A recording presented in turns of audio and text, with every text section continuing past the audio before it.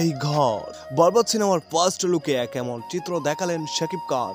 তো ভিউয়ার্স, বিস্তারিত জানতে ভিডিওটি না টেনে পুরোপুরি দেখবেন। বর্তমানে বাংলা ফিল্ম ইন্ডাস্ট্রির সবচেয়ে আলোচিত সিনেমা বরবাদ, কিন্তু সিনেমার কাজ প্রায় শেষের দিকে, তবুও প্রকাশ হচ্ছিল না বরবাদ সিনেমার প্রথম লুক।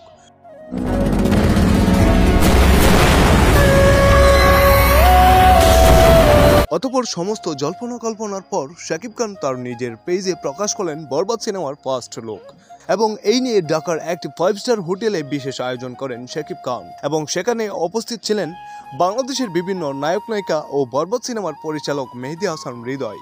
জানা যায় এত বিগ বাজেটের এই সিনেমাটি আসন্ন ঈদ উল ফিতরে আসছে। তাছাড়া সকল দর্শকদের উদ্দেশ্যে শাকিব খান বলেন, বরবাদ সিনেমাটি আমার জীবনের সবচেয়ে ব্যয়বহুল সিনেমা। আগের সকল সিনেমার চাইতে এই সিনেমাটি একটু ভিন্ন রকম হবে।